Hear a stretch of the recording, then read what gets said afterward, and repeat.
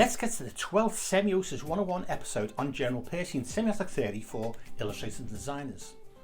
Over the last 2 weeks we have explored iconic, indexical and symbolic representation from both an illustration and graphic design perspective. Now this week, in around 10 minutes, we will dig deeper into the lowest level of semiotic representation in semiosis, iconic, in order to understand in pragmatic semiotic terms what it is and how it functions. The icon in a Peircean context is not what you as illustrators and designers understand icon to mean. You will see when we discuss iconic representation, its Peircean meaning differs from your understanding and application of the word iconic. It's important to begin today with an open mind. Words in a different social cultural context have different definitions. Now, Peirce wrote his pragmatic semiotic theory in the late 19th and early 20th centuries. So, to understand iconic representation in semiosis, in order to know how to apply it into visual communication design, we must first bracket out any other definitions for the next 10 minutes as we explore iconicity. It will be a theory-packed 10 minutes of semiosis, but in design-centric terms. So, stay tuned, subscribe, hit the bell, open your mind. Let's go. Okay, so here we are. In this week's talk, we're going to be focusing in on iconicity. And what we mean by iconicity is the first starting point of semiotic communication as far as graphic designers and illustrators are concerned, which is the iconic semiotic representation. Now, this level of semiotic representation of the concept that we want to communicate is only one-dimensional, and it is the lowest level at which a semiotic sign is perceived by our target audience. Now that is important, our target audience, because that's who we're really talking about in these talks, really, is about how can you craft your visual communication using Peircean semiotic theory to enhance how you effectively communicate to your target audiences, whoever they are. Now, in this, obviously, we're going to be focusing on illustration and graphic design as our examples, while talking about iconicity. So really what we are going to be using is examples of real designers and real illustrators' sketchbooks. And they're taken from these two books by Stephen Heller. And the links of these are in the description below. So we've got Stephen Heller's graphic, which is about graphic design sketchbooks and comic sketchbooks. And from these two books, the examples I've taken are in the slides, but the links to these two books are in the description below, so check them out. Okay, so let's move forward then. Iconicity, representing qualities. We've already established in previous videos that at iconic level, that is when interpretation from our target audience begins. What we mean by that is, as designers, your first sort of visual communication task is to get the attention of your target audience to look at what you've designed or illustrated. And that's obviously done a lot through the aesthetic choices of the visual language you decide on and how you put the things together aesthetically. And in that aesthetics is the semiotics. But when it comes to grabbing the attention of our target audience, we're not talking here about a leaflet which says, buy your big beans at the local supermarket. We're not talking about denotative understanding of what they're looking at. If they want beans, they can go to the supermarket and buy beans. But we're talking in the realms here of branding, we're talking in the realms here of advertising, we're talking in the realms of more effective connotative meaning in your work, and making the audience work that little bit harder to get more reward from what they're looking at. So connotatively, semiotics helps you as designers and illustrators make connections through allegory, through metaphor, whatever it is you want to use to get across the big idea that's coming from your client's brief. Now, your client is obviously who you're working for. The brief is what you're working from. And in the brief is the message that your design and illustration needs to visually communicate in some form or other. And that's obviously got to be to a target audience. And that target audience, you've got to research, you've got to find out who that target audience is, what makes them tick, and what makes them so like connectable from your perspective, so you can hook them in. So if the audience you intended doesn't get interested in your work, then semiotics doesn't get a chance to work. If they only see it at the denotative level, then they're only going to see what it is and then move on. They're going to go buy a tin of beans. But in advertising, they don't just go buy beans. They bring it around in a lot of different ways to tell a story, to tell a narrative, to get an emotional response from their audience. And in a way, even though you might not be working in advertising or even in branding, that is something that you want to, I'm going to use a term here from a design company, Carcamasa, bake it into your design. And this is your way of doing that through semiotics to help you craft it. Because if the audience doesn't spot something that has a resemblance to something that they already know, something they're interested in, then they're going to walk away and semiotics doesn't get a chance to start working. And that's what we mean, is that at an iconic level, that interpretation begins. That semiotic interpretation. If you don't get it, going to carry on walking. If they do get it, then we've got something to work on semiotically to craft, to get more meaning from the work that you do, to be more effective in the visual communication that you are producing. Okay, so iconic representation, if it's to grab attention of our target audience, then as designers and illustrators, you can only convey a possibility of making that connection using something relevant in there to hook our target audience in. So you're looking for shared qualities that Peirce refers to as like that thing and used as a sign of it. So the semiotic sign is something that represents the thing we want to communicate. Okay, so really what we're talking about here is iconic representation is the very basic building blocks of everything. So here's two examples here. We've got Sean Adams' colour notes in his sketchbook using Pantone colours, and then on the left hand side you can see within the layout colour combinations to create a vibe, a tone, a feel. No detail in there yet, but it's just something to try and emotionally grab attention. That's iconic. And we got Carol Tyler, illustrator Carol Tyler, obviously doing some sketching of potential compositions for a party scene. How do we know it's a party scene? Well, there's a big giveaway within all of this figure movement, is the fact that they're wearing party hats. But they're not party hats, it's just a triangle, it's just a couple of lines and a few little embellishments. But if you know what a party hat is, you can see it's a party hat. You can put it into the context of the figure movements, and you know that these figures are in a party situation. So that's iconic level of representation within illustration and graphic design already working. Let's move on. Professor Tony Jappi, a real scholar in Peircean semiotics, says, iconic representation of a concept is the lowest subclass that can operate as a sign, and only when it has a referring concept to be interpreted. Now, obviously, I'm talking here in designer-centric terms. So what I've done is I've just replaced in yellow the word object in Tony Jappi's quote. And there's his book there, which is the link in the description as well to his book. Check his book out.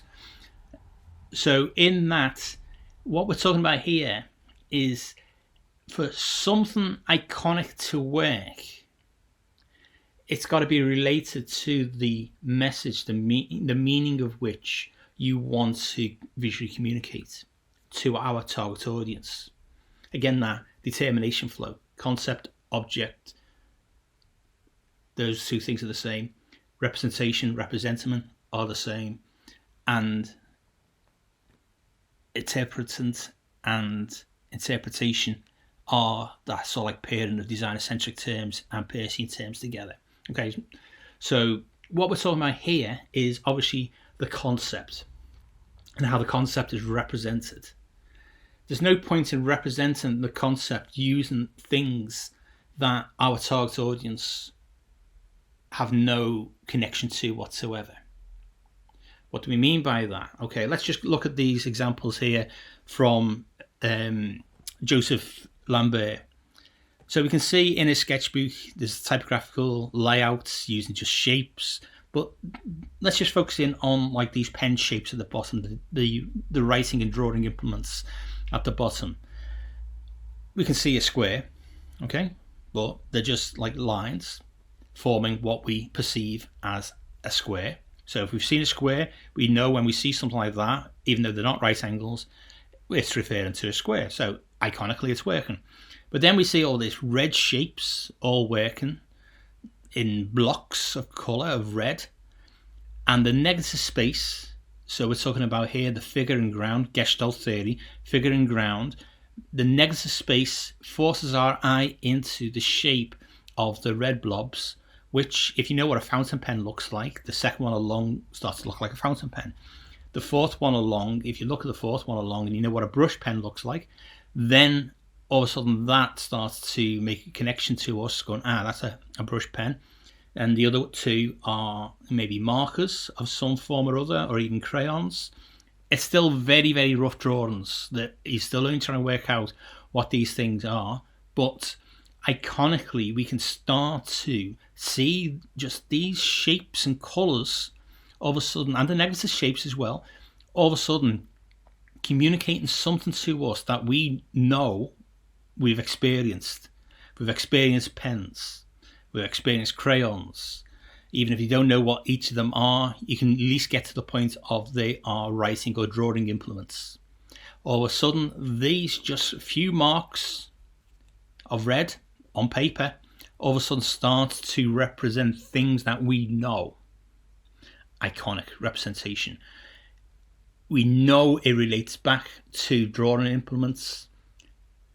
So we know that these lines together in this way is telling us something about drawing or writing.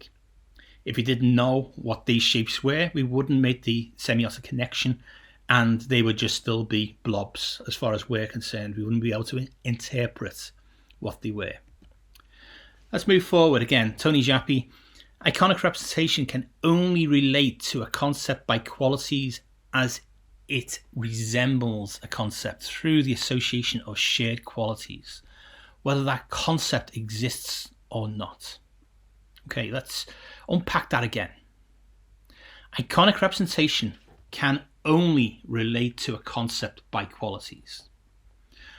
We're talking here, obviously qualitatively, we're not talking here quantitatively about facts and figures and things like that. We're talking about feelings and tapping into feelings and things that our target audience have experienced in their lives that you can visually pull into your work as visual hooks to get their attention for us to then work later on getting more and more information out of your visuals and your designs. Those qualities, when you do that in your work, resembles those things that they are aware of. When I say resembles, what do I mean? Well, we just had an example of that, of just a few brush strokes in red resembles marker pens, fountain pens, brush pens, pens in general, crayons maybe. So here we've got a couple of examples again of, we have Brendan Leach, a little sketchbook of observational drawings, just lines, but in those lines put them together, we get to see that we can see a shoe, we can see a jar, we can see a glass, we can see a bottle, we can see the back of somebody's head, but they're just lines. That's all they are. They're just lines. They're just iconic lines that put in a particular way makes a connection to us that we can see because we know what shoes and glasses and jars and people's heads look like. Then we got Michael Beirut's little sketches of letter forms, just working on, just very, quick little thumbnail sketches. But those little lines put down in a particular way iconically connect to letter forms that we know, like the M. Okay, we can see an M there. We can see that, that M is being sketched out, but it's still something that resembles an M. It's got the qualities of an M. It's got the uprights, it's got the diagonals. It resembles an M, and from that we can make an interpretation. Oh, they are M's. Okay. Then we got Runray in his example here of these padlocks, because they resemble padlocks, but it's still only drawings. But padlocks and faces, putting faces and padlocks together, making the keyhole of the padlock, the nose of the face. All of a sudden, you can start to make characters out of padlocks, or opposite way around, I suppose. So, obviously, a padlock figure with a face doesn't exist, but the shoes and the glasses and the jars and the bottles do, and letter forms do.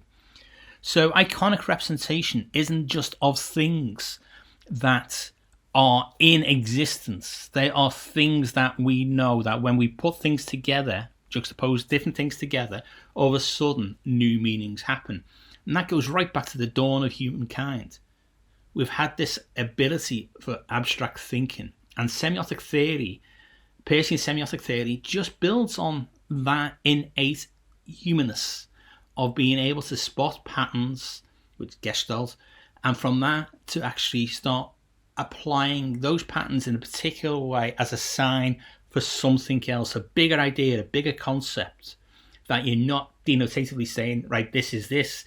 You're saying, look at this. This is that. Well, if you get to that, great. But if you don't get to that, at least you've got the hook, the iconic level hook of people going, oh, that's interesting. Look at that.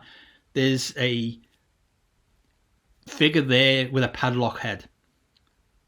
All right, iconically, it's working so far semiotically, but what it's actually communicating, that comes later, okay? And some audiences may never get to there, but we'll talk about that in future videos. Okay, so a semiotic sign begins to function at an iconic level of the concept through resemblances to things that the target audience already knows. So here, we can see in Amy's line, just quick sketches that we're talking here about human heads, mostly male human heads, judging by the beards. So within this, just a few iconic lines and some shapes and different weights of colour, or in this case black, thin lines, heavy black shapes, you can convey something that's not there, which is basically a human figure. There's no eyes, there's no nose, there's no mouth, but we, through Gestalt, can fill in the rest of the details because we know what a face looks like. And that resembles faces to us. And that resemblance is a iconic level. So every line, shape, colour, etc. you make in your sketches or file icons are iconic. And that's the point I'm trying to make here. Okay, I'll leave it to other academics to argue whether or not I've been really accurate in my description of iconic in the roles of Peircean semiotic theory, but put that in the comments below and we can argue that later on. But from a point of view of a creator talking to creatives with that little bit more knowledge of Peircean semiotic theory than the viewers, this is the way to start to unpack Peircean semiotic theory to make that relevant into your design practice. That if you think of every line, shape, colour, etc. you make in your sketches or final outcomes are iconic. They're the things that start to get people's attention. And yes, we are talking about aesthetics here. We'll talk about aesthetics in a few videos time, in a couple of months time. But we are really talking about here the fact that you can consciously begin to craft at an iconic level your aesthetics to effectively grab the attention of your intended target audiences much better than you probably currently are. Okay, so let's just start to wrap up this week's talk. So think of iconic representation as the building blocks of all visual communication design. So from your sketchbooks out to the finished designs and finished illustrations you do, if you now start to think of it in this way, then you always have been doing semiotics. How well you've been doing semiotics, that's another discussion for another day and for your own self-reflection on that. But really what we are talking about here is crafting things from the ideation stages after you get the brief all the way through your design process, illustration process, right into the interpretations by your audiences and the analysis of how people then interpret what you've designed. Okay, so we're talking about a long life here where semiotics fits into all of those areas. Okay, so that's where we're coming from within this one. So iconicity is based on at least perceived resemblance, and Chandler talks about that in his book, and the descriptions that is in the comments below. So iconicity is based on at least perceived resemblance of the concept using shared qualities that help trigger recognition in the mind of the target audience. And it's that thing there, that word qualities and that word trigger that connects to resemblances. So by understanding your target audience, first of all, what's their lived experience, what have they experienced, what are they familiar with, then you can start to get a sense of, okay, when I put down colors, lines, etc., shapes, etc., then if I'm just shift it towards the target audience's experiences, the things that they know, the things that they will be able to interpret, then by crafting those qualities, you can trigger in your target audience that sense of, wow, okay, I want to look at this more. Okay, it may only be a leaflet on, buy the best beans from the supermarket, but it can be done in many different ways to really get people to go, actually, yeah, I really, really want those beans, or I really want this, or I really want that, or I really want to do this. And that's what Jorge Frescara talks about in his book, about visual communication design as being a behavioral changer in our target audiences. And very much so, that's where I bring semiotic theory in to help you facilitate how you make that connection to your target audience, to trigger recognition in them, in the mind of the audience, for them to actually go, oh, this is intriguing, what's this? And obviously that's done at a subconscious level. They're not talking about that as an open dialogue. They're talking subconsciously about that, and that's what you want to trigger in them, recognition, so that you grab their attention.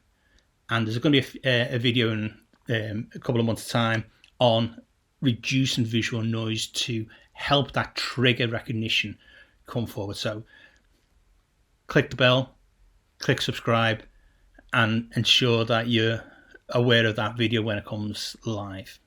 Okay, so a new thing that we're going to put into these videos now, the first 11 videos, we're just setting the scene. So you can look back at the first 11 videos and the first 3 omnibus, and they were just sort of like setting the scene for Peirce and Peircean semiotic theory of semiosis. So now that we're through that, we're going to be giving you a little bit, not homework as such, but just something as a takeaway.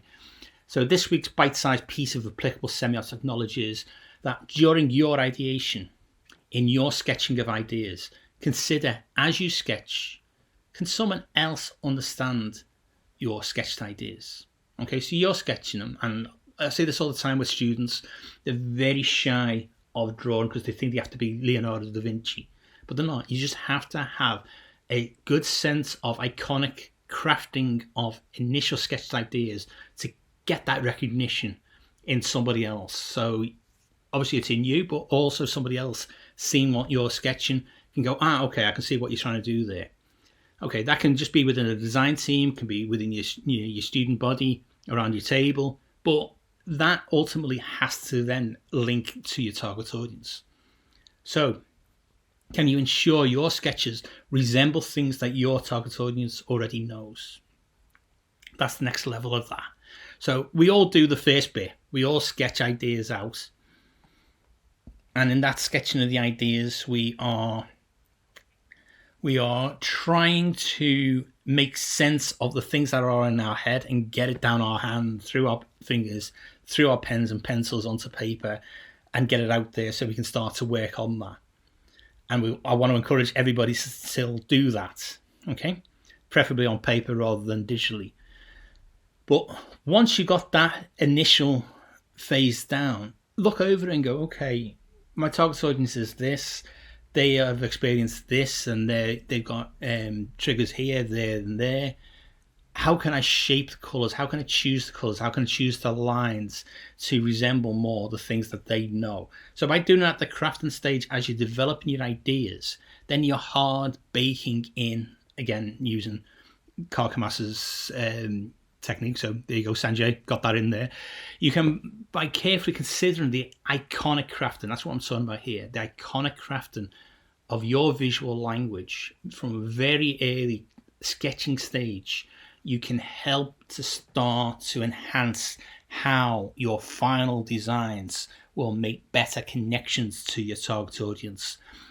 You'll be happy, your target audience will be happy, your client will be happy, and your client's bottom line financially will be happy, because hopefully all of these things will be a win-win-win-win situation. And what will help you get there is a clearer understanding of how to apply Peircean semiotic theory of semiosis at an iconic crafting level into your work to enhance how you visually communicate. Okay, so that's it for this week.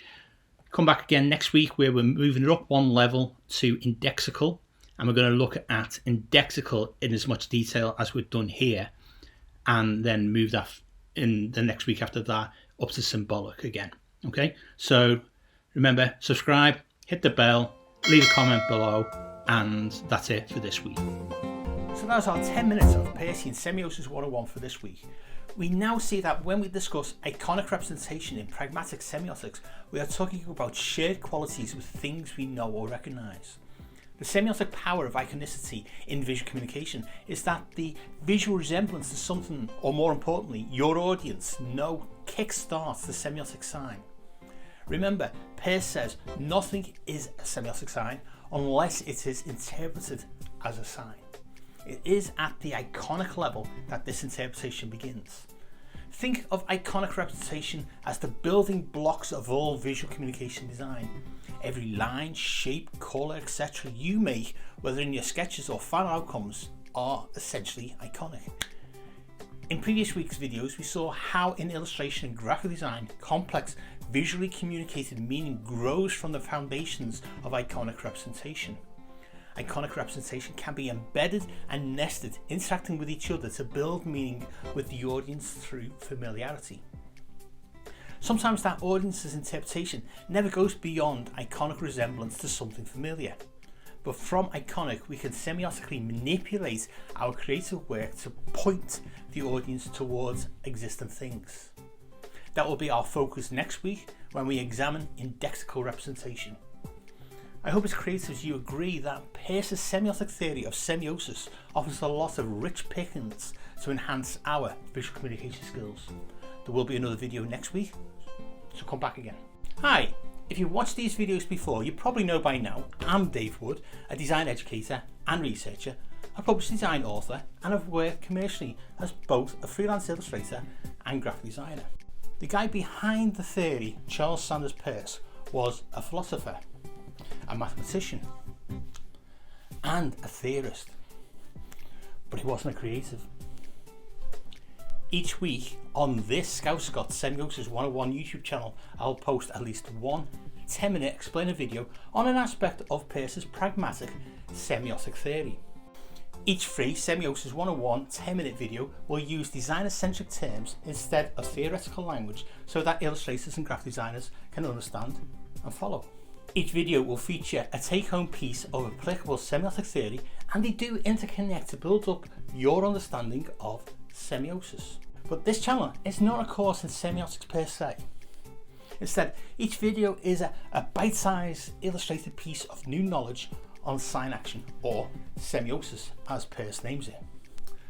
The aim of these free videos is to take Peirce's quite complex philosophical theoretical language and put it in the context of designing visual communication, whether these are illustrations, motion, branding, packaging, editorial, etc. By subscribing to this Scouse-Scot Semiosis 101 YouTube channel, you will learn how Peirce's pragmatic semiotic theory of semiosis can help to enhance and improve how you visually communicate. I have many more Peircean semiotic topics to discuss, but I'd be interested in hearing about your semiotic ideas. Add a comment below. If you like this video, check out my other semiotic videos and consider liking and sharing those videos with others. The more we creatives discuss semiotic theory, the easier its application into our creative processes will be. As a fellow creative and a published design author, I have a link in the description to my Scouse-Scot website where you can find all the Semiosis 101 videos and read background info on the blog. You can download free Semiosis 101 video transcripts and reading lists. You can buy illustrated and typographical gift ranges on my Redbubble shop. You can also buy my 2014 design book published by Bloomsbury Publishing, Interface Design and Introduction to Visual Communication in UI Design. Over the years, I have collaborated with other design academic researchers and Peircean semioticians to develop a designer-centric explanation of Peirce's theoretical language. If you are interested in reading my semiotic Rosetta Stone academic writing, then you can visit my academia.edu link in the description. Any other books on Peircean semiotics or design I've mentioned in the videos are also listed in the description. Check them out too. Thanks for watching. Check out the other videos, like and share them with your friends, and hit the bell and subscribe buttons to be notified when next week's video is published. You can also follow Semiosis 101 on the socials for updates. It's Scouse_Scot on Instagram and Semiosis 101 on Twitter. See you all again next week for more Semiosis 101 to help illustrators and designers to enhance your visual communication skills.